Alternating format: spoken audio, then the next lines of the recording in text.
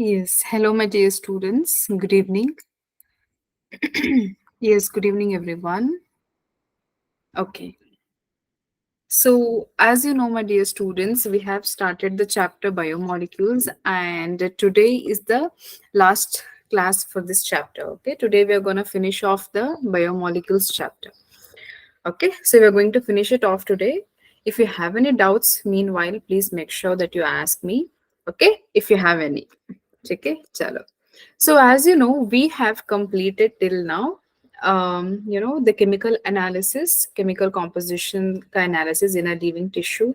Then we have completed lipids, proteins, amino acids, carbohydrates, and nucleic acids. Okay, in the last class, we have completely understood about the DNA and nucleic acids. In this class, we are going to understand everything related to enzymes. Okay so आज हम लोग सारा कुछ enzymes के बारे में पढ़ के खत्म करने वाले हैं. If you have any doubts, okay, अगर आपको कुछ भी डाउट्स है तो आप प्लीज मेक श्योर करिए कि आप मुझे पूछें. ठीक है, चलो. So that's what is very important here. If you have any doubts please make sure to ask. Okay, give me a second.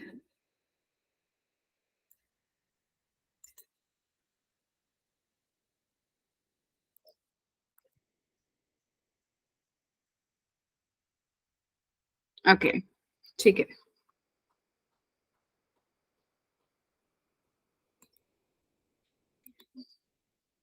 चलो. So let's start the class. Okay, so start करने से पहले बेटा class we are going to ask some questions. Okay, I am going to ask some questions to see and check how much you have understood from the previous classes. ठीक है, previous classes से आपने कितना समझा है वो जानने के लिए कुछ क्वेश्चंस हैं. Let's solve them. Okay, so the first question says quaternary structure is present in. Okay, quaternary structure is present नहीं. कहाँ पे क्वाटरनरी स्ट्रक्चर प्रेजेंट होगा? The options are hemoglobin, histone, globulin, cellulose. These are your options. Okay. Take some time and then try to answer in the chat box.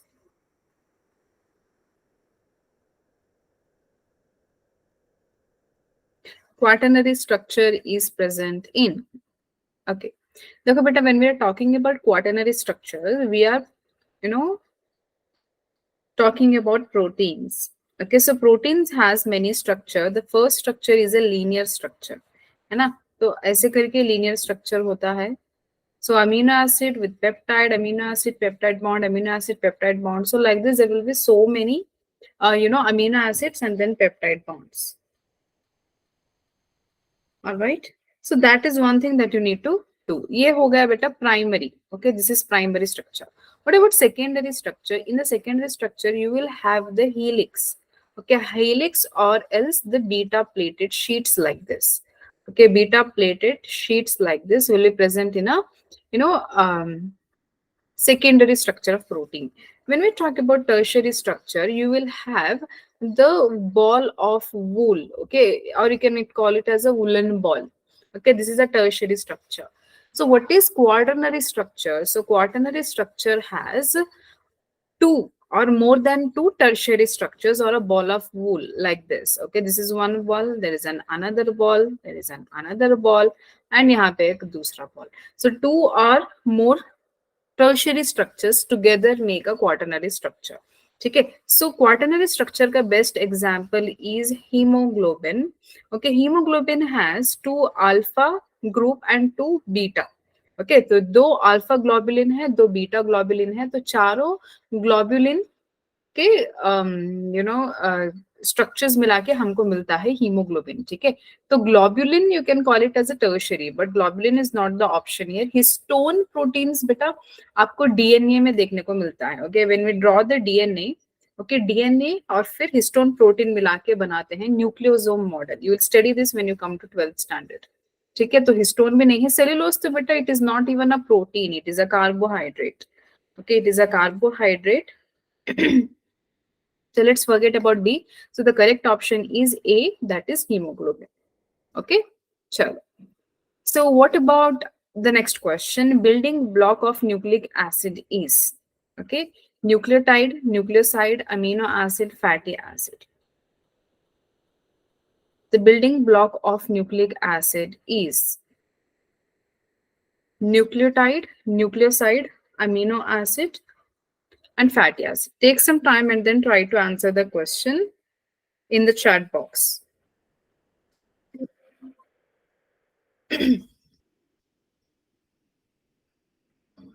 Yes, I have given enough time.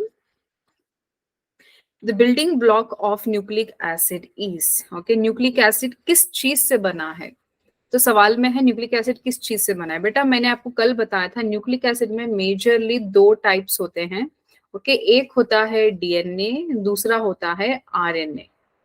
Okay, nucleic acid में दो types होते हैं, DNA होता है, एक RNA होता है। DNA is deoxy ribo nucleic acid, ribonucleic acid. Okay, so when we talk about DNA and RNA, they are both made up of a single monomer unit that is called as nucleotide. है ना? तो nucleotide is the unit which it the nucleic acids are made up of. तो nucleotide मिलके क्या बनेगा बेटा? Nucleic acids बनेंगे। Okay, तो पहला बेटा monomer unit is a nucleotide, तो this monomer unit will undergo polymerisation. ये पॉलीमराइजेशन होते हैं and you will see the polynucleotide और the polymer, that is a chain. Okay, polynucleic acids भी आप देख सकते हो। So that is again will become a polymer and that polymer is nothing but our nucleic acid. ठीक है, तो यहाँ पे nucleotide is the basic monomer of a nucleic acid. Okay, so nucleotide contains what? Nucleotide में phosphate group होता है, sugar होता है and then nitrogen base. Okay, nucleoside means what? It has sugar plus nitrogen base minus phosphate. इसमें phosphate नहीं होता nucleoside में। What is amino acid? Amino acid is a building block for protein. Okay, protein का building block कौन है? Amino acid. So fat acids क्या है बेटा? Fat acids are again the building blocks for lipids. ठीक है, तो आप lipids जब पढ़ते हो तो वहां पे आप देखोगे. So answer for this question is very simple, A, nucleotide. Okay, so there's a next question on the screen. A nucleotide is formed of. Nucleotide किन चीजों से बना होता है? Okay, so अभी अभी मैंने बता लिया actually. Just now I told answer for this question. Please write your answer in the chat box. I want you to write your answer in the chat box. Let me see how many of you are going to answer.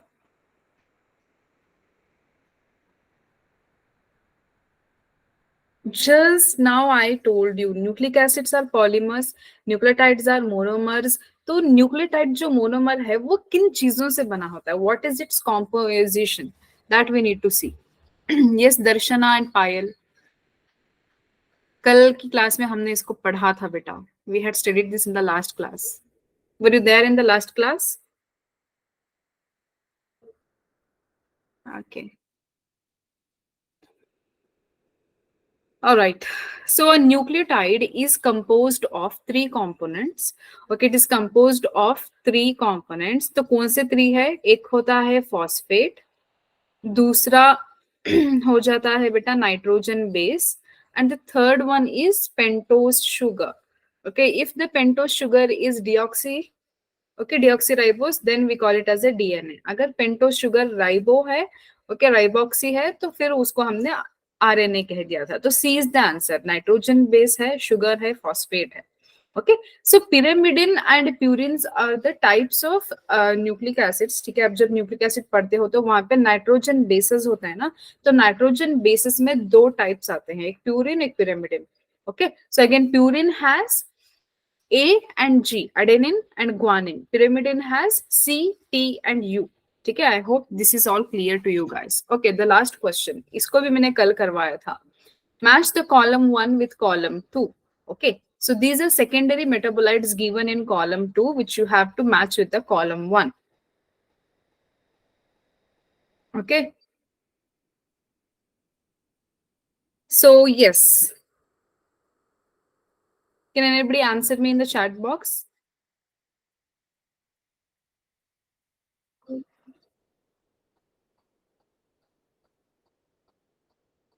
Yes, please try to answer in the chat box. बेटा ये मैंने आपको बोला था that this chart is super important, and मैं सच बता रही हूँ ना, आपके नीट में इस चार्ट को लेके बहुत सारे क्वेश्चंस आएंगे। ठीक है, तो पिगमेंट्स कौन है बेटा? Pigments is carotenoids and anthocyanin. Okay, carotenoids and anthocyanin, ये होता है पिगमेंट। फिर टर्पिनॉइड्स में देखो बेटा, नेम में ही लिखा है मोनोटर्पीन्स एंड डाइटर्पीन। ठीक है, इसके नेम में ही लिख दिया है मोनोटर्पीन एंड डाइटर्पीन। ठीक है, तो अल्कलॉइड्स कौन से हैं? Morphine and कार्डिन। ओके, तो ये हो गया आपके अल्कलॉइड्स। तो बाकी बचा लेस लेक्टिन्स, तो यहाँ पे concanavalin. So this is your correct matched option. तो यहाँ पे देखते हैं 1 4। ओके, तो सी एंड डी को हटा दिया, B2। Okay, so your answer is a. Answer A is the correct option. बाकी के भी वेरीफाई कर लेते हैं। C3D1, yes. So that chart, एक चार्ट दिया गया है बेटा आपके एनसीईआरटी में, वो चार्ट आप पढ़ लोगे, so that is more than enough. Okay, तो हम अभी करने वाले हैं enzymes. We are going to understand the enzymes. Okay, तो बेटा these enzymes are what? Okay, so first चीज मैं आपको बताती हूँ ना, ऑल एंजाइम्स आर प्रोटीन्स। ठीक है, जब आप एंजाइम्स पढ़ने निकले हो तो आपको पता होना चाहिए सारे एंजाइम्स कौन है बेटा? They are proteins. Okay, they are proteins. तो अब आप मुझे बताओ ये एंजाइम्स किधर होंगे? अगर प्रोटीन्स हैं तो will they be present in retentate और फिल्ट्रेट? फिल्ट्रेट में प्रेजेंट होंगे या रिटेंटेट में होंगे? मतलब चाय में होंगे या चाय की पत्ती में होंगे? मैंने आपको एग्जांपल दिया था बेटा when we were doing the chemical composition. अगर मॉलिक्यूलर वेट 800 से 1000 डाल्टन के अंदर है तो उसको हमने कह दिया था फिल्ट्रेट। अगर मॉलिक्यूलर वेट किसी बायोमोलिक्यूल का 800 से 1000 के ऊपर है तो हमने उसको कह दिया था बेटा you know retentate. Okay, retentate would remain in the sieve. ठीक है, तो रिसीव में रिमेन हो गया था, उसको हमने बोला था बेटा retentate. Okay, so retentate would be acid insoluble, filtrate would be acid soluble. तो बताइए प्रोटीन जो है बेटा ये किस में आता था? आपको बोला था मैंने। And filtrate are commonly called as biomicromolecules because their molecular weight is less and they are filtered down. Okay, वो फिल्टर होके चाय में आ जाते हैं तो इनका मॉलिकुलर वेट भी कम है, तो इसलिए इनका हमने नाम दिया था बायो माइक्रो मॉलिक्यूल्स। लेकिन जो रिटेंटेड हैं, जो सीव में, जो छन्नी में रह गए थे जैसे पत्ती, उसको हमने कह दिया था bio macro molecule. I hope आपने मेरी फर्स्ट क्लास अटेंड की होगी। तो बेटा these proteins will belong to retentate. ठीक है, ये रिटेंटेट में आएंगे। And what is retentate? That is acid insoluble. Okay, this is acid insoluble. ठीक है, ये एसिड इनसॉल्युबल। अब मुझे बताओ मैम क्यों हम लोग बता रहे हैं एसिड सॉल्युबल है या एसिड इनसॉल्युबल है? हमने जब इसका केमिकल कॉम्पोजिशन का एनालिसिस किया था तो हमने तब क्या किया था बेटा, एक इमाम दस्ते में, मतलब एक पोटर में नो, एक potter and what is that, mortar and pestle. Mortar and pestle होता है, तो उसमें जो हम लोग करते हैं ना अभी कुछ भी स्पाइसेस को ग्राइंड करने का, ऐसा होता है हमारे लैब में। उसको हमने क्या किया, उसमें कैरेट का पीस ले लिया, कोई भी एक वेजिटेबल ले लिया, एंड उसको हमने उसको ग्राइंड किया with our hand and पेसल।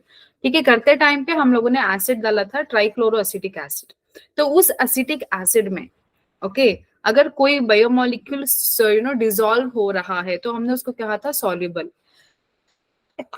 Sorry, अगर कोई नहीं हो रहा तो हमने उसको कहा था insoluble. I hope you remember, first class तो सबने अटेंड की होगी, अगर की होगी तो ये सब याद होगा। ठीक है, तो चलो ये आपको एंजाइम्स के बारे में पता होना चाहिए। अब बेटा मैंने आपको कहा सारे enzymes are proteins, but please remember all proteins are not enzyme. Okay, लेकिन सारे प्रोटीन एंजाइम नहीं है। Okay, all proteins are not enzymes. All enzymes are proteins, जितने भी धरती पे एंजाइम्स हैं सारे प्रोटीन्स हैं, बट सारे प्रोटीन एंजाइम्स नहीं है, ये याद रखना। ठीक है, तो अब क्या होता है बेटा, सारे एंजाइम्स तो प्रोटीन है लेकिन यहाँ पे एक एक्सेप्शन भी आता है। ओके, सारे एंजाइम्स प्रोटीन है बट यहाँ पे एक एक्सेप्शन भी आता है। देखो बायोलॉजी है तो कहीं ना कहीं एक्सेप्शंस हो जाते हैं, नेचर है तो कुछ ना कुछ वेरी को होगा, कुछ ना कुछ चेंजेस मिलेंगे आपको, है ना? तो क्या एक्सेप्शन है बेटा? तो यहाँ पे मैं आपको लिखा देती हूँ ribonuclease. Okay, ribonuclease P and then ribozyme. Okay, and then ribozyme. These two are not proteins. Okay, these are not proteins. Then what are these, ma'am? Okay, ये enzymes तो हैं, ribonuclease P is an enzyme, ribozyme is an enzyme, but it is not a protein, it is an RNA. Okay, ये क्या है बेटा, ये दोनों कौन है, ये है RNA. Okay, this RNA acts as a enzyme but it is not a protein. ठीक है, ये एक एक्सेप्शन है, आपको याद रखना है, और इस एक्सेप्शन को नीट ने बहुत बार पूछा है एग्जाम्स में। ठीक है, तो अब हम आ जाते हैं बेटा नेमिंग में, that is nomenclature. Okay, naming में आ जाते हैं एंजाइम्स के। तो नेमिंग हमने किस प्रकार की थी, तो नेमिंग हमने किस प्रकार की थी, आपको अगर कोई भी वर्ड के सामने अगर एस है, सफिक्स में एस है, ठीक है, तो यहाँ पे लिख देती हूँ मैं नेमिंग। हम लोग अभी कर रहे हैं नेमिंग ऑफ एंजाइम।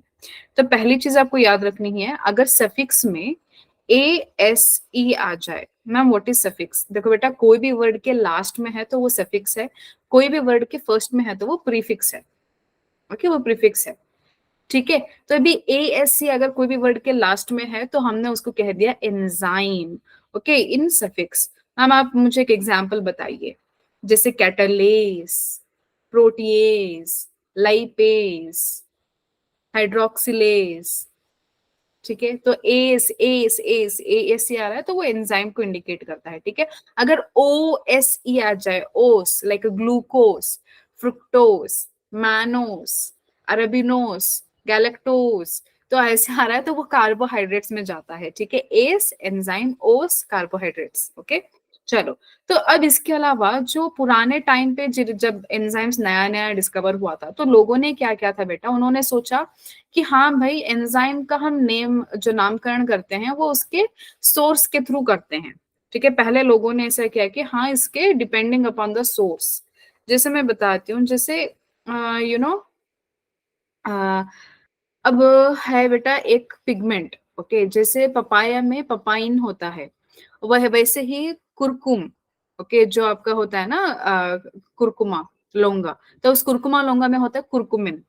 तो ऐसे करके वो पिगमेंट्स होते हैं, वो एंजाइम्स होते हैं। इन्होंने सोचा कि हाँ भाई सोर्स की तरह नाम रख देते हैं इसका, लेकिन शुरू शुरू में इन्होंने सोचा लेकिन ये वर्कआउट नहीं हुआ। लेकिन इसके आगे और भी तो जानना था ना लोगों को, ये हर चीज के लिए वर्कआउट नहीं हो रहा था, तो सोर्स के थ्रू नेमिंग करना तो ये चला नहीं।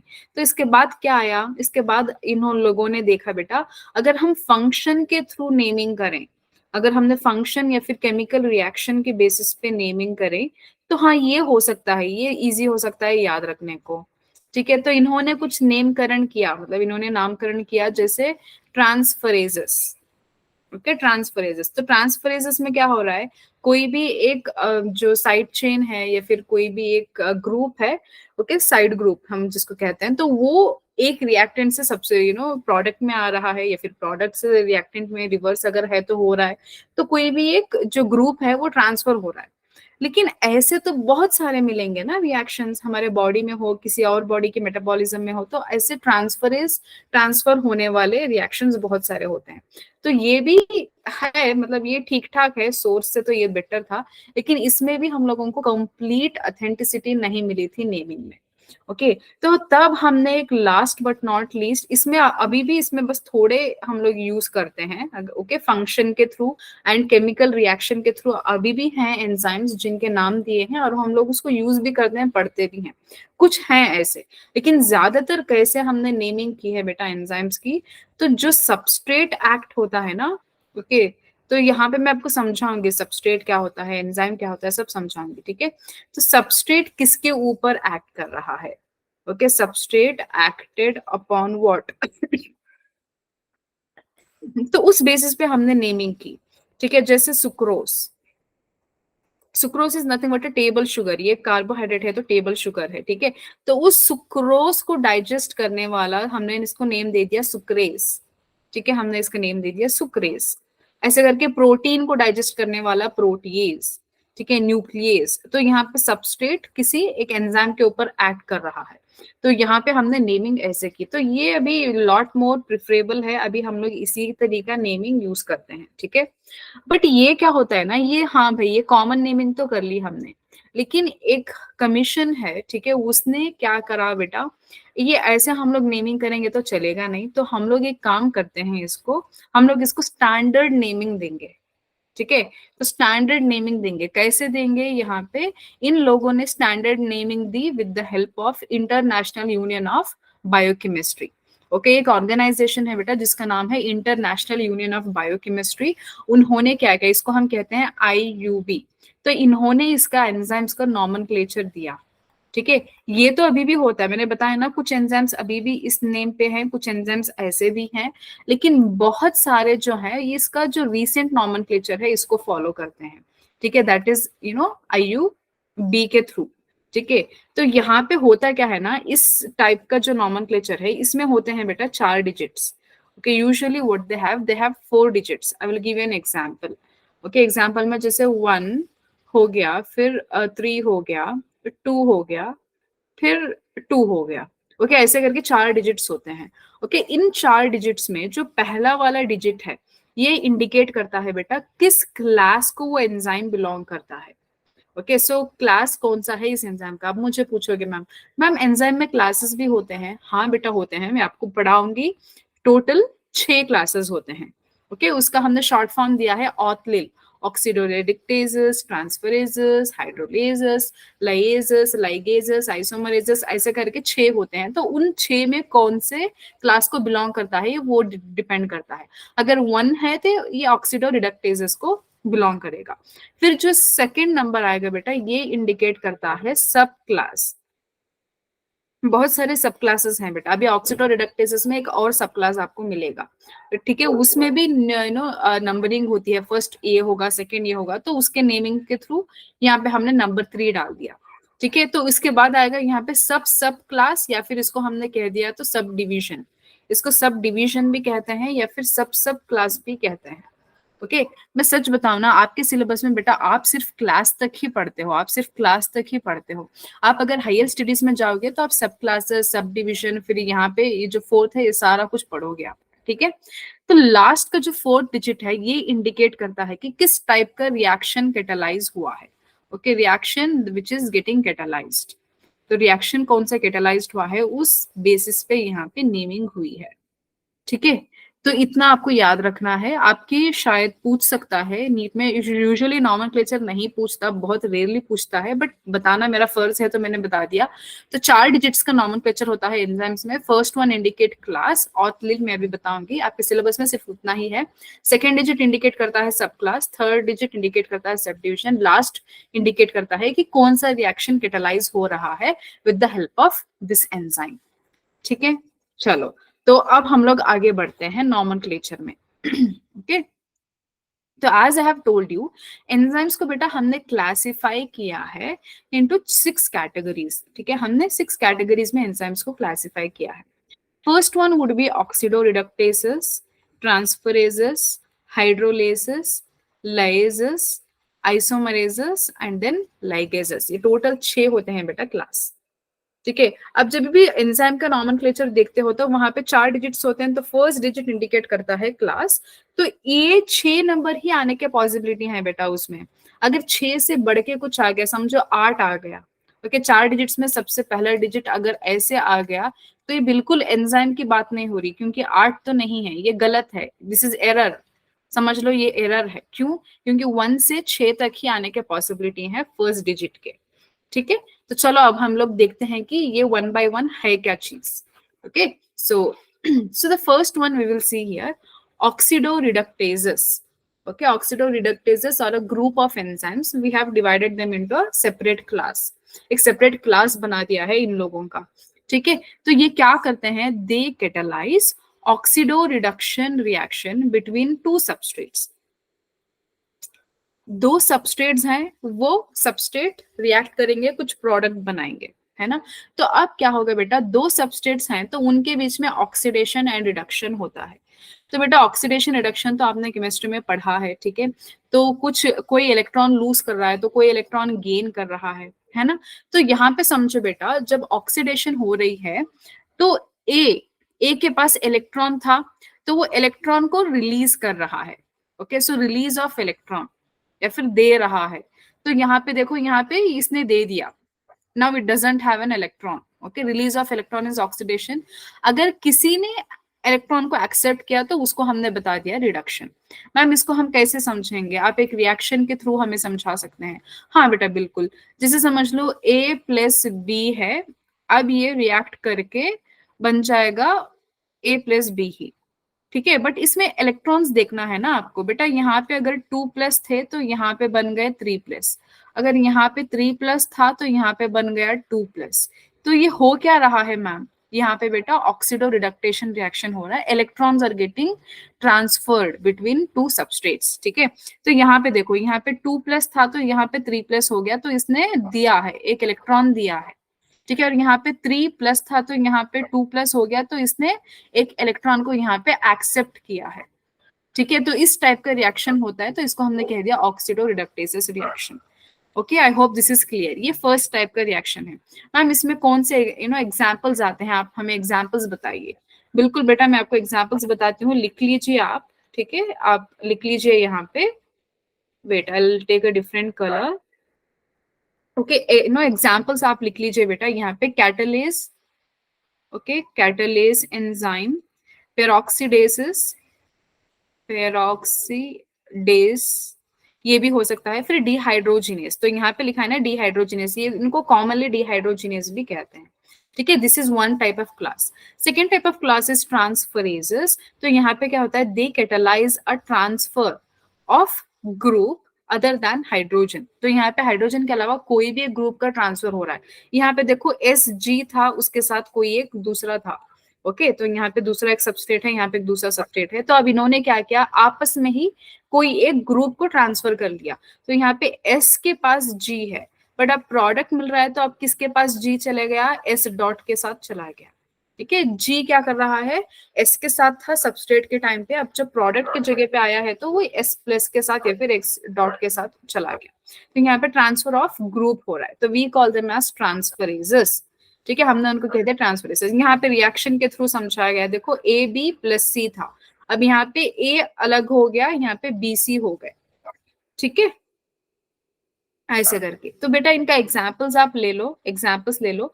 Trans आल्डोलेस, okay, transaldolase is one such example, and transkinase भी हो सकता है, या फिर ट्रांस कीटोलेस भी हो सकता है। यहाँ पे मैं लिख देती हूँ kinase, okay, then transketolase. बहुत सारे एंजाइम्स हैं बेटा, I am just giving you only few, that is easy to remember, आपको इजी होगा रिमेंबर के लिए। Then coming to third class, that is hydrolases. What they do, they catalyse the hydrolysis of ester, okay. So hydrolysis करते हैं ester का, peptide का, glycosidic. बेटा हमने ये सारे बॉन्ड्स पढ़े हैं, है ना, हमने ये सारे बॉन्ड्स पढ़े हैं। तो यहाँ पे क्या हो रहा है, यहाँ पे हाइड्रोलेसिस हो रहा है। तो मैम हाइड्रोलेसिस आखिर है क्या चीज, यहाँ पे क्या हो रहा है बेटा, in the presence of water, in the presence of water कोई भी एक रिएक्शन अंडरगॉन हो रहा है, ठीक है। इनको वाटर की जरूरत है। अब जैसे समझो ए बी है, ए बी एक टाइप का रिएक्टेंट है या सबस्ट्रेट है, इसको हमने वाटर दे दिया। अब ये रिएक्शन, ये ए बी बोलेगा मैं रिएक्शन करूंगा तो सिर्फ प्रेजेंस ऑफ वाटर में, वाटर नहीं है तो मैं रिएक्शन नहीं करूंगा। तब ए बी वाटर के साथ मिलके ये प्रोडक्ट बनाएगा AOH एंड BH, ठीक है। तो इनको हम कहते हैं बेटा hydrolysis with the presence of water molecule, ठीक है। मैम एग्जांपल्स बताइए बेटा। बहुत सारे digestive enzymes, okay, digestive enzymes होते हैं, जैसे पेप्सिन, रेनिन, ट्रिप्सिन, ये सारे डाइजेस्टिव एंजाइम्स जो हैं ये आपको मिल जाएंगे बेटा हाइड्रोलिसिस में, ठीक है। या फिर sucrase, sucrase is one such example, ये भी एक एग्जांपल है, ठीक है। तो दिस इज अबाउट हाइड्रोलेज, ठीक है। चलो, so coming to next class, here lyases, okay. Lyases का देखो कॉमन मीनिंग क्या है बेटा, लाइजेस मतलब ब्रेक डाउन होना, okay. And don't get confuse between lyases and ligases. Ligase का मतलब है ज्वाइन कराना, ओके, ज्वाइन करना या फिर एड अप करना, ओके, ज्वाइनिंग और एडिंग, ओके, ज्वाइनिंग और एडिंग, लिंकिंग भी कह सकते हो आप, ठीक है।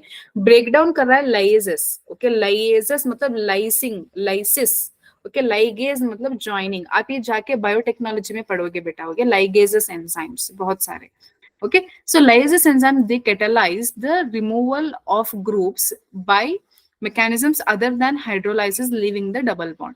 आपको यहाँ पे हो क्या रहा है बेटा, देखो यहाँ पे पढ़ के समझने की जरूरत नहीं है, बस तुम यहाँ पे मेरी बात सुनो, रिएक्शन को देखो। यहाँ पे एक मॉलिक्यूल है बेटा, दैट इज RCOCOOH, ठीक है। अब ये एक बड़ा सा मॉलिक्यूल है। अब हम यहाँ पे क्या कर रहे हैं, इस मॉलिक्यूल को ब्रेक डाउन कर रहे हैं। ब्रेक डाउन करके हमने यहाँ पे दो बना दिए प्रोडक्ट्स, ठीक है। एक हो गया कार्बन डाइऑक्साइड, दूसरा हो गया RCOH, ठीक है। तो यहाँ पे क्या हो रहा है, एक बड़ा सा मॉलिक्यूल लाइज हो रहा है, ब्रेक हो रहा है टू गेट समथिंग। तो एक तो इसने ब्रेक डाउन किया, और दूसरा ब्रेक डाउन करने के बाद वन ऑफ द प्रोडक्ट्स में डबल बॉन्ड रह गया, ओके, डबल बॉन्ड रह गया वन ऑफ द प्रोडक्ट्स में। तो ये दो चीजें आपको याद रखना है, lyases means break down, and in the product you will get one of the double bond, ठीक है। तो यहाँ पे देख लो, यहाँ पे एक बड़ा मॉलिक्यूल था, XCCY था, तो यहाँ पे हमने क्या क्या कर दिया, with an help of enzyme XY कर दिया, फिर CC कर दिया, CC के बीच में डबल बॉन्ड लगा दिया हमने, ठीक है। तो ये एक एग्जाम्पल है। दूसरा आइसोमरेजेस। सो आइसोमरेज का क्या मतलब होता है बेटा, या फिर isomerases are those enzyme which catalyze the interconversion of isomers. For those students who don't know what isomers are, beta they have same chemical structure. Okay मतलब केमिकल फॉर्मूला उनका सेम होता है, बट स्ट्रक्चरल फॉर्मूला जो structural होता है ना, वो बदलता रहता है। ओके तो केमिकल फॉर्मूला तो सेम है। अगर मैं बताऊं ना, ग्लूकोज 6,6H12O6, ये तो केमिकल फॉर्मूला है, ये सेम है, लेकिन इसका स्ट्रक्चरल फॉर्मूला बदलता रहता है। मैंने आपको बताया था हार्वर्थ स्ट्रक्चर, रिंग स्ट्रक्चर भी होता है, ओपन स्ट्रक्चर भी होता है, हेमिएसिटॉल रिंग स्ट्रक्चर भी होता है। So that are is isomer. तो ये जो आइसोमर्स होते हैं, ये डिपेंड करते हैं बेटा, वो ऑप्टिकल आइसोमर्स होते हैं कुछ, वहां पे ज्योमेट्रिकल होते हैं, पोजिशनल होते हैं, तो वो उनको कैटेलाइज करते हैं। These enzymes are called as isomerases, ठीक है। तो बेटा मैंने लाइजेस का शायद आपको एग्जाम्पल नहीं दिया, यहाँ पे ले लीजिए आप आल्डोलेस, ओके। आल्डोलेस हो गया, and then carbonic anhydrase, okay, carbonic anhydrase is one of the lyase enzyme, okay. Isomerases में हम देखते हैं, ओके, आइसोमरेजेस में कौन सा है, आइसोमरेज में आपको एग्जाम्पल एक ही याद रखो बेटा, that is phospho hexo kinase. Ma'am ये एंजाइम कहाँ पे देखने को मिलेगा बेटा, आपको आने वाले जो चैप्टर्स है ना, प्लांट फिजियोलॉजी, वहां पे एक रेस्पिरेशन का चैप्टर आएगा, रेस्पिरेशन इन प्लांट्स। वहां पे मैं आपको अच्छे से समझाऊंगी, ग्लाइकोलाइसिस में क्रेब्स साइकिल, फिर ETS सिस्टम, वहां पे बहुत सारे आपको एंजाइम्स पढ़ने को मिलेंगे। वहां पे आपका इंट्रोडक्शन होगा फॉस्फोहेक्सोकाइनेस, एंड देन काइनेस, बहुत सारे, आल्डोलेस भी, ठीक है। चलो, तो लास्ट बट नॉट लीस्ट यहाँ पे आपको देखने को मिलेगा ligases, where you will see the joining, okay, joining reaction हो रहा है, तो वहां पे कैटेलाइज करता है एंजाइम्स, ठीक है। Catalyse the linking of two compounds together, okay, तो या फिर joining of bonds, okay, joining of bonds में हेल्प करता है। तो यहाँ पे देख लो, हमारे पास XY है, यहाँ पे with the help of energy, ATP is a source of energy बेटा। हमारे जो बॉडी में हो गया, क्या होता है, ओके, हम लोग जो ग्लूकोज कंज्यूम करते हैं, वो ग्लूकोज अंडरगो होता है ग्लाइकोलाइसिस, फिर क्रेब्स साइकिल, फिर ETS होके लास्ट में हमको मिलता है ATP। ATP is like a energy currency. मैं आपको समझाऊं, आप अभी एक स्टोर में चले गए, ओके, आप लोग कुछ खरीदना चाहते हो, ओके, एक दुकान में चले गए, कुछ खरीदना चाहते हो, तो आप क्या दोगे, पैसा दोगे ना, जिसमें गांधी जी की फोटो लगी है। तो अब वो बिना पैसे के तो काम होगा नहीं। तो इसी तरह हमारे बॉडी में कुछ रिएक्शंस होने के लिए एनर्जी चाहिए, तो वो एनर्जी कैसी होती है, ATP फॉर्म में। तो हमारे बॉडी में कौन पैसा है, ATP है, okay, it is type our energy currency, okay.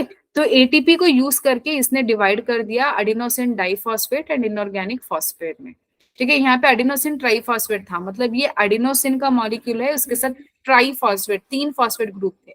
अब जब प्रोडक्ट हो रहा है तो एक फॉस्फेट बाहर निकला, बाकी के 2 बचे हैं, तो यहाँ पे एडिनोसिन डाइफॉस्फेट है, ठीक है। तो यहाँ पे अब देखो क्या उद्देश्य था कि X और Y को मिलाया जाए, तो 2 कंपाउंड्स को हमने मिला दिया। So these are total 6 classes, okay, ये सारे 6 क्लासेस हैं जो आपको पढ़ने हैं, ठीक है। तो चलो बेटा, now let's see types of enzymes. तो एंजाइम्स के कितने टाइप्स हैं बेटा, यूजुअली देखो 2 टाइप्स होते हैं एंजाइम्स के, okay. So the first type is, that is simple enzyme, okay. So the first type is simple enzyme.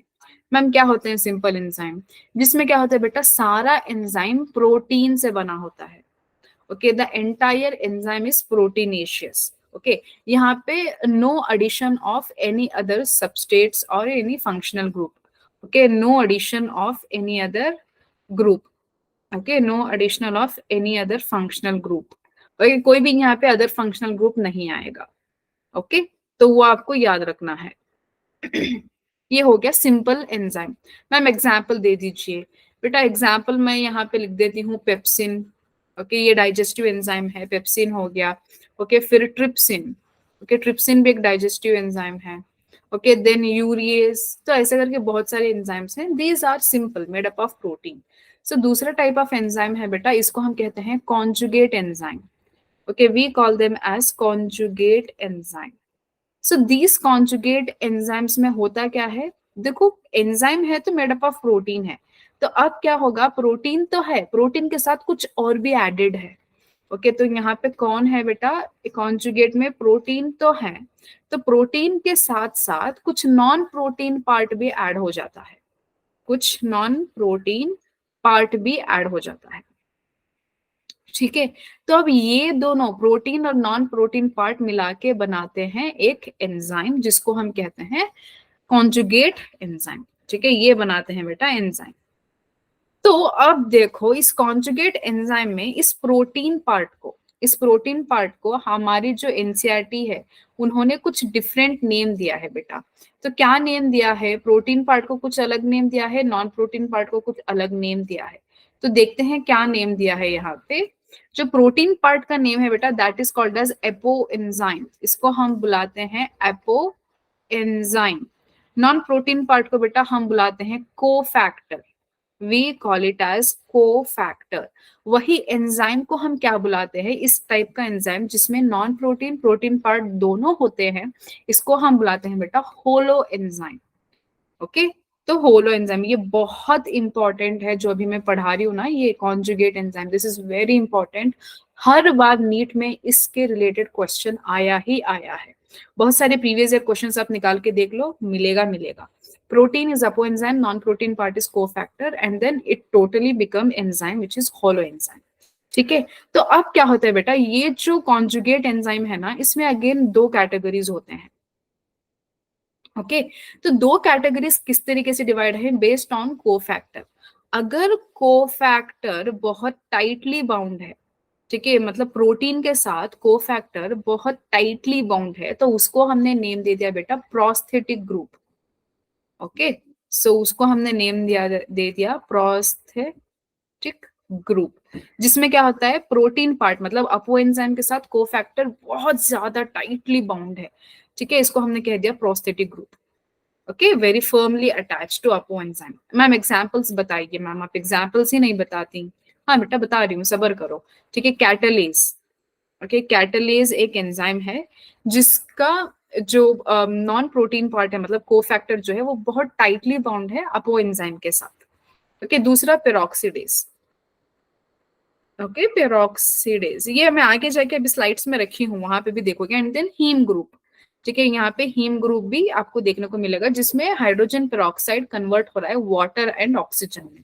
ठीक है, ये हो गया एक प्रोस्थेटिक ग्रुप। इसको मैं थोड़ा ऐसे बॉक्स में डालती हूँ।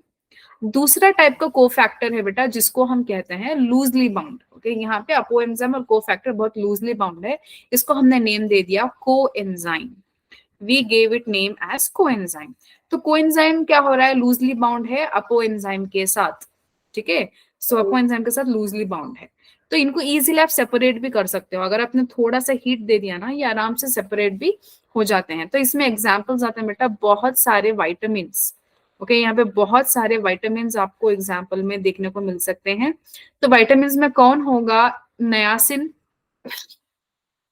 नयासिन एंड देन राइबोफ्लाविन, ये एग्जाम्पल्स हैं। इसके अलावा NAD, NADP, okay, nicotinamide adenine dinucleotide. Okay, तो वो सारे आपके यहाँ पे देखने को मिलते हैं। ठीक है, अपार्ट फ्रॉम दिस कुछ एंजाइम्स ऐसे होते हैं बेटा, जहां पे जो एपो एंजाइम है ना, इसके साथ नॉन प्रोटीन पार्ट तो कोई अटैच होगा। ओके, तो लेकिन नॉन प्रोटीन पार्ट अगर होगा कोई मेटल, मतलब कोई मेटल होगा, ओके, या कोई अयन होगा, तो ये होते हैं, इनको हमने बुला दिया बेटा इनऑर्गेनिक।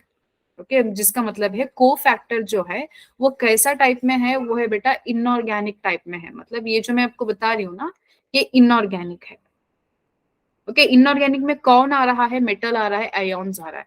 अब यहाँ पे हम मैंने जो दो बताया ना, ये दोनों ही ऑर्गेनिक है। ओके, यहाँ पे ऑर्गेनिक सब्सटेंस एक्ट कर रहे हैं as a non protein part joint with the protein. ठीक है, तो यहाँ पे मेटल आयॉन्स हैं, यहाँ पे अब हम लोग एग्जांपल्स देखेंगे। कोई भी एक मेटल है या आयॉन है, ये टाइटली बाउंड करेगा एंजाइम के एक्टिव साइट के साथ। ठीक है, तो यहाँ पे अब देखते जाओ बेटा examples. Okay, this is very important, I am telling you. Okay, तो को फैक्टर्स में हम देखेंगे, these are non protein constituents bound to enzymes to make an enzyme catalytically active. ठीक है बेटा, मतलब जो कॉन्जुगेट एंजाइम्स हैं, इनमें आप कहोगे मैम क्या जरूरत है नॉन प्रोटीन पार्ट की, हटा देते हैं नॉन प्रोटीन पार्ट। ऐसा नहीं कह सकते बेटा, क्योंकि उस नॉन प्रोटीन पार्ट के थ्रू ही ये जो प्रोटीन पार्ट है वो एक्टिव है, वो कैटाबॉलिकली एक्टिव हो रहा है, वो कुछ काम कर पा रहा है। अगर हमने उसको हटा दिया नॉन प्रोटीन पार्ट को, तो ये एकदम बेकार हो जाएगा। क्यों? क्योंकि ये बहुत प्यार में बीमार है। ठीक है, अपो एंजाइम को बहुत ज्यादा प्यार है कोफैक्टर के साथ। ये कोफैक्टर के बगैर जी नहीं पाएगा, कुछ काम नहीं कर पाएगा, रहते रहते मर जाएगा। तो ये दोनों का साथ में होना बहुत ज्यादा जरूरी है। तो अपो एंजाइम कौन है? ये प्रोटीन पार्ट होता है। देखो यहाँ पे जो अपो एंजाइम है वो प्रोटीन है, कोफैक्टर जो है वो कोई भी हो सकता है। ओके, तो नॉन प्रोटीनेशियस है, लेकिन बिना कोफैक्टर के ये अपो एंजाइम जो है वो इनएक्टिव रह जाएगा, वो इनएक्टिव रह जाएगा। अगर है तो दोनों ही एक्टिव होके हमारे होलो एंजाइम को, जो अल्टीमेटली जो एंजाइम है उसको एक्टिवेट करेंगे और कैटाबॉलिकली एक्टिव करेंगे। ठीक है, तो यहाँ पे वही लिखा है, देखो बेटा, when cofactor is removed from enzyme, when cofactor is removed from enzyme the catalytic activity is lost of that holo enzyme. ठीक है, तो दोनों को बिल्कुल अलग नहीं कर सकते, we can't take that risk. ठीक है, तो अब मैंने आपको बताया था, तो कोफैक्टर्स कितने टाइप के होते हैं? एक होता है प्रोस्थेटिक ग्रुप जो बहुत टाइटली बाउंड होता है, एक होता है कोएंजाइम जो बहुत लूजली बाउंड होता है, एक मेटालियंस होते हैं जो इनऑर्गेनिक होते हैं। ओके, इनऑर्गेनिक होते हैं, तो ये दोनों है ऑर्गेनिक। ठीक है, तो यहाँ पे एग्जांपल्स देखते चलते हैं। So first one is prosthetic group. मैंने बताया ये ऑर्गेनिक है, हाँ बिल्कुल ऑर्गेनिक है। टाइटली बाउंड टू अपो एंजाइम, हाँ बहुत ज्यादा कस के पकड़ा हुआ है, बहुत ज्यादा गहरा प्यार है दोनों के बीच में। Example is haem. जो हीम मॉलिक्यूल होता है ना बेटा, haem is a type of molecule या फिर एक एंजाइम है, प्रोटीन है जो प्रेजेंट होता है हमारे हीमोग्लोबिन में। ठीक है, तो वहां पे हीम जो है ये बना होता है पेरोक्सीडेज एंड कैटालेज। ठीक है, जो हीम का आगे जाके कुछ भी रिएक्शंस होगा तो वहां पे कौन सा एंजाइम कैटाबोलाइज करता है? peroxidase and catalase, they catalyze the breakdown of hydrogen peroxide to water and oxygen. अभी अभी मैंने आपको ये बताया था। ठीक है, जस्ट नाउ मैंने आपको बताया था। तो इस हीम के आगे जाके कैटालाइज होने में इन दोनों का हाथ है। ठीक है, ये बहुत इंपॉर्टेंट है।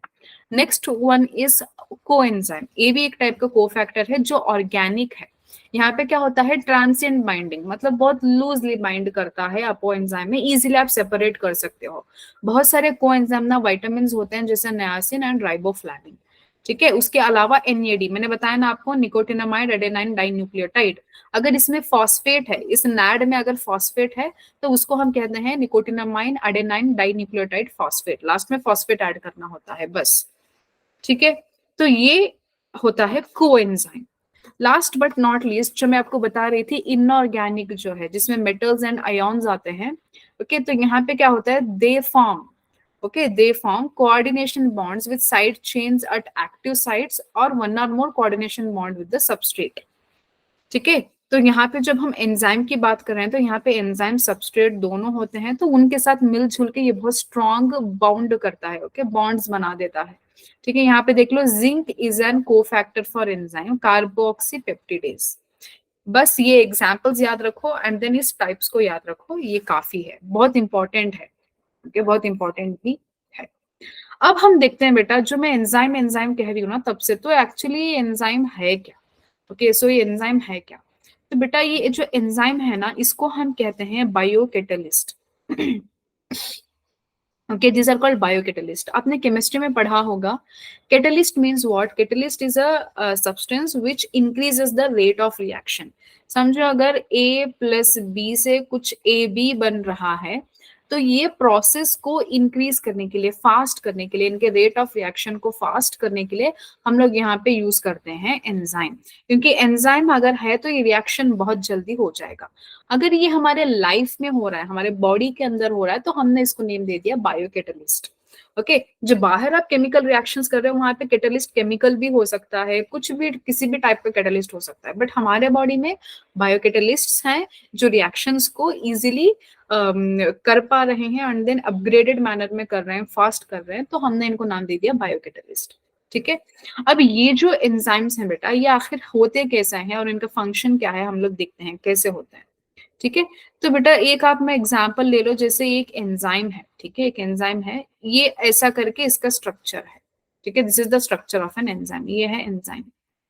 अब इस एंजाइम में, ओके, अब इस एंजाइम में एक पार्ट होता है बेटा, हाँ, जिसको हम कहते हैं active site. Okay, we call it as active site. देखो ऐसे करके जो वी स्ट्रक्चर है ये एक्टिव साइट है।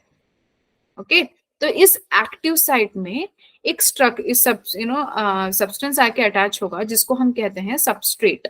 ये ऐसे करके सबस्ट्रेट रहता है। ठीक है, दिस इज अ सबस्ट्रेट। तो ये सबस्ट्रेट क्या करेगा, एंजाइम के एक्टिव साइट में जाके बाइंड होगा। ओके, ये एक्टिव साइट में जाके बाइंड हो जाएगा, तो तब हमको मिलेगा इसका प्रोडक्ट। ठीक है, मतलब ये किस तरीके से कर रहा है मैं आपको बता रही हूँ। एंजाइम जब सबस्ट्रेट के साथ बाउंड होगा तो ये एंजाइम सबस्ट्रेट कॉम्प्लेक्स बनाता है। अरे यार क्या हो रहा है इसको, एक second, give me a second Payal. Sometimes this pen doesn't work. अब कौन क्या ही करे इसको, छोड़ो यार। मैं समझ रही थी यहाँ पे कलर चेंज करके समझाऊंगी तो अच्छा होगा। अब ये नहीं मान रहा तो मैं क्या करूं। बेटा मान जा, चॉकलेट दिलाऊंगी तेरे को। नहीं नहीं मान रहा, छोड़ो, रहने दो। ठीक है, तो अब यहाँ पे एंजाइम है, तो ये जो एंजाइम होगा ना, तो ऐसे करके ये बनाएगा और यहाँ पे एक्टिव साइट में आके ज्वाइन हो जाएगा। तो अब ये क्या बना रहा है, ये बना रहा है एंजाइम सबस्ट्रेट कॉम्प्लेक्स। ओके, ये बना रहा है एंजाइम सबस्ट्रेट कॉम्प्लेक्स। अब ये जो एंजाइम सबस्ट्रेट कॉम्प्लेक्स है ना, ओके, ये फिर क्या करेगा, ये फिर बनाएगा प्रोडक्ट। ओके, ये क्या बनाएगा, ये बनाएगा एंजाइम प्रोडक्ट। ओके, तो यहाँ पे क्या होगा, जैसे समझो यहाँ पे एंजाइम तो ऐसे ही रहेगा, एंजाइम का कुछ नहीं होगा। Okay, enzyme will remain as it is, but ये जो यहाँ पे सबस्ट्रेट है ना, ये प्रोडक्ट में कन्वर्ट हो जाएगा। कैसे होगा, देखो समझो, यहाँ पे ऐसे करके प्रोडक्ट है और ये कुछ और सेपरेट हो गया। ठीक है, तो ये सेपरेट हो गए, इनके बीच में ऐसा ब्रेक हो गया। ओके, ये टूट गया। तो अब ये क्या बना रहा है, ये बना रहा है एंजाइम है यहाँ पे, और ये जो सबस्ट्रेट था, ये जो सबस्ट्रेट था ये टूट के प्रोडक्ट बन गया है। तो एंजाइम सबस्ट्रेट कॉम्प्लेक्स फर्स्ट बनता है, उसके बाद एंजाइम प्रोडक्ट कॉम्प्लेक्स बनता है। एंजाइम प्रोडक्ट कॉम्प्लेक्स बनता है, तो अब इसके बाद क्या होगा, एंजाइम सेपरेट हो जाएगा, ये रेडी हो जाएगा दूसरे सबस्ट्रेट के साथ बाइंड करने को। तो सबस्ट्रेट की जगह पे हमको प्रोडक्ट मिला है कुछ इस टाइप का। ओके, तो हमको ऐसा करके प्रोडक्ट मिला है। तो ये एंजाइम है और ये प्रोडक्ट है, इवेंचुअली हमको एंजाइम और प्रोडक्ट मिला। ठीक है, तो ऐसे करके एक सारा रिएक्शन होता है। Enzyme has a active site जिसमें आके सबस्ट्रेट बाइंड करता है to form an enzyme substrate complex. अब जो एंजाइम सबस्ट्रेट कॉम्प्लेक्स है ये एक्ट करना शुरू होता है तो सबस्ट्रेट कन्वर्ट हो जाता है प्रोडक्ट में, तो एंजाइम प्रोडक्ट कॉम्प्लेक्स है और ये अलग हो जाता है, एंजाइम अलग प्रोडक्ट अलग। ठीक है, तो अब ये एंजाइम दूसरे सबस्ट्रेट को कैच करने के लिए निकल पड़ता है। ठीक है, तो ऐसे करके सारा एंजाइम्स का एक्शन होता है। Okay, so this is how it's action undergoes. तो यहाँ पे देखते हैं, एंजाइम्स आर बायोलॉजिकल कैटलिस्ट्स। ठीक है, तो enzymes are biological catalysts which influence the speed of biochemical reactions. Okay, which influence the speed of biochemical reaction. All enzymes are proteins, but all proteins are not enzymes, as I have told you. Enzymes are specific, each enzyme has its own substrate. Okay, तो each enzyme has its own substrate. तो specificity है बेटा, अभी मैंने बताया आपको, enzyme का एक पर्टिकुलर एक्टिव साइट होता है, उस एक्टिव साइट में एक पर्टिकुलर जो है सबस्ट्रेट होता है, वो वहां पे आके बाइंड होता है। ठीक है, तो राइबोजाइम कौन है, यहाँ पे nucleic acids that behave like enzymes. Okay, तो राइबोजाइम्स होते हैं that behave like enzymes, but these are not proteins, please do remember. Enzymes form tertiary structure with some Kravitz pockets called as active site into which the substrate fit. तो इनके अंदर substrate आके fit हो जाता है। ठीक है, तो नेक्स्ट क्लास में बेटा हम लोग नेचर पढ़ेंगे एंजाइम का नेचर पढ़ेंगे, कैसा ये एक्ट करता है, कैसे होता है। ओके, यहाँ पे कुछ मॉडल्स आएंगे, तो फिर केमिकल रिएक्शंस के साथ साथ ये भी हम लोग पढ़ते जाएंगे। ठीक है, तो यहाँ पे क्वेश्चन है जिसका आपको आंसर करना है। Enzyme that break nucleic acids into nucleotides belong to which of the following class. ठीक है, कौन से फॉलोइंग क्लास को बिलोंग करता है अगर न्यूक्लियोटाइड्स को ब्रेक हो रहा है, न्यूक्लिक एसिड्स न्यूक्लियोटाइड्स में ब्रेक हो रहा है। ओके, तो यहाँ पे ऑप्शंस दिया है ऑक्सीडोरिडक्टेसेस, बिल्कुल नहीं, यहाँ पे ऑक्सीडेशन रिडक्शन होता है, तो ये ऑप्शन बिल्कुल सही नहीं है, ये गलत है। ट्रांसफरेजेस में क्या होगा, कोई भी एक ग्रुप, ओके, फंक्शनल ग्रुप जो है वो ट्रांसफर होता है, तो बिल्कुल ये भी गलत जवाब है। देन हाइड्रोलेजेस, ओके, हाइड्रोलेजेस में क्या होता है, कोई भी रिएक्टेंट को पूरा रिएक्शन कंप्लीट करने के लिए वाटर मॉलिक्यूल की सख्त जरूरत होती है, बिना वाटर मॉलिक्यूल के ये कहेगा कि मैं रिएक्शन नहीं करूंगा। ठीक है, तो उस टाइप के रिएक्शन को हम कहते हैं बेटा यहाँ पे एंजाइम्स को हाइड्रोलेसिस। लेज क्या है, okay, lysis is that breaking substance, okay, ये जो है वो ब्रेक करता है एंड देन एक नया मॉलिक्यूल बनाता है। तो न्यूक्लिक एसिड को ब्रेक करने के बाद हमको मिलता है nucleotide. The best example for this is lysis, मतलब उस class of enzyme is a lysis. ठीक है, तो बाकी सारा हम लोग कल पढ़ेंगे। We are going to study further tomorrow. If you have doubts, you can ask me or else you can leave. Thank you so much for attending the class.